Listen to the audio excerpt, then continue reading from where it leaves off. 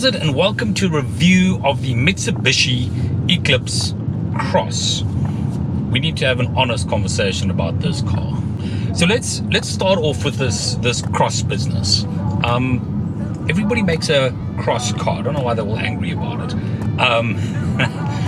No, seriously, everybody makes, well, not like most people make these sort of crosses, and you get the Polo Cross and the Etios Cross and the Sendero Cross, and everybody makes like basically they take a normal car that they have and they jack it up just a little bit, and then they go like, this is a cross car. Actually, we don't need a master right now. And this is like a cross car. And so the result is you get a bunch of eager vehicles that think they can do things that they just can't do. Now, the Eclipse is different. It just doesn't. Go watch the previous video. I'll link it in the description below. I took this Mitsubishi Eclipse Cross over the highest mountain pass in South Africa, and it handled it like an absolute champ. No drama, no fuss. We didn't get stuck. We didn't it just literally went. It has some proper ground clearance. I didn't clip or scrape a stone or rock once. I drove over some.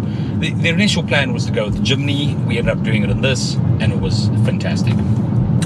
I also drove 3,000 kilometers across the country in this car, and let me tell you, it's a pretty comfortable drive. Actually, had it pinned at about 140 most of the time, so fuel economy was a little bit on the high side, but you could comfortably get 8.5 with this car. It's rated lower, but like those rated numbers never mean a damn thing anyway. So let's talk about a few of the details in the car. It comes with a 1.5 liter 4-cylinder engine. It produces 110 kilowatts and 250 newton meters of torque, which is actually quite a lot. It's mated to this really stupid CVT gearbox, and I say stupid because I don't like them, but truth be told, it's actually really comfortable to drive in. This is one of the few CVT gearboxes that I've not actually minded too much. It's not been a bad drive. Cruising up country, it's got the power. If you need to overtake, it's there. It's not stupid. So the point is, if you put more power in a car like this, you have to change a whole bunch of like really weird dynamics.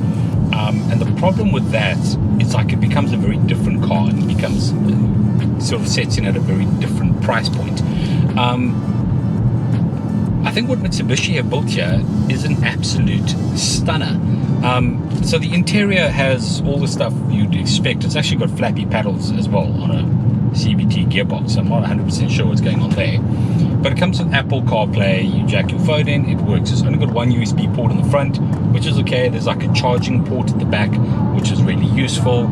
The screen could probably be tilted in a little bit. It's got a backup camera. It's got a digital computer in the middle. Nothing fancy, but tells you how far you've driven and what your economy is, and when you're going to run out of fuel and how cold it is outside.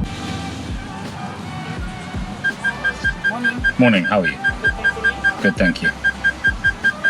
Thank you. It's got massive amounts of legroom at the back. It's got a really interesting thing going on in the boot though, because the kind of rear window is split. So it's kind of, it's a design function, and like when you're looking in the rear view mirror, it looks a bit weird, but from the outside I actually think it looks really cool. So it's split, and there's actually a light that runs across the rear view mirror at the back. It's got everything you need in it. It's got a multifunctional steering wheel, it's comfortable, it's got leather, it's got the CVT gearbox, electronic brake, auto hold control, it's got dual climate control. It's a really well-equipped, comfortable to drive car. But what sets this apart from like other crosses really is that it's actually quite a big car. It's got a big boot, it's got big legroom at the back, it feels big. Every time I overtook a Fortuner on the open road, I was like eyeballing the guy next to me. I'm not like a small car. This is not like a little Polo that they made a Polo Cross version of and basically gave it 3 extra millimeters of ground clearance. This is like 150 millimeters of extra ground clearance. It's huge. And it can actually handle off-road scenarios. And the reason for that simply is because it's made by Mitsubishi. As I keep saying to people, like these are the same people who built the Pajeros who race in the Dakar. These people know how to build chassis. They know how to build suspension systems that can handle like really hardcore off-road scenarios. So I'm not surprised that this car is as comfortable as it is on a gravel road. There's also one of the things I noticed in driving on the gravel roads a lot. There was very little, I mean, obviously you can feel you're on a gravel road, but there was very little sort of in-cabin wild vibration stuff. I've driven cars, and actually, ironically, the Jimny is one of them. I've driven cars off-road where literally inside the cabin you feel like your brains are going to shake out. And you just have none of that in the Eclipse. It just is, it is like a really, really good car. And it looks nice. Like this color, this red suits it absolutely perfectly. You all know how much I hate white and silver cars. But like this red suits it perfectly. It looks good. Now that it's clean, it's like, mwah. It's got nice looking wheels. It's a cool design. This is a very reasonably sensible car. I would, if you're in the market for something a bit more spacious, something that can handle dirt roads, and this is where the Eclipse Cross fits in. You're looking for something that's bigger, but you don't necessarily need a 4x4 with low range and all that crap.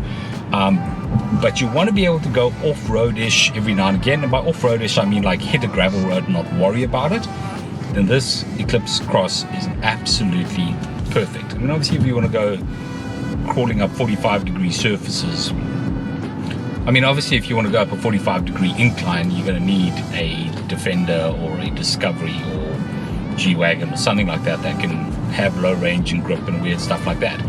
But you know, the vast majority of people who go off-road just never actually need those features.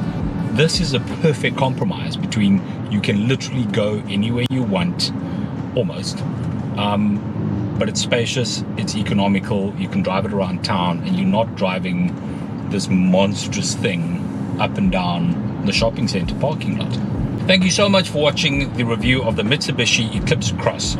If you'd like to see more videos, please hit the subscribe button. I'm trying to upload more regularly and do some interesting things with the cars. Also, go make sure you watch the previous video linked below of me driving this thing over to Nordea's Neck Pass in the Eastern Cape.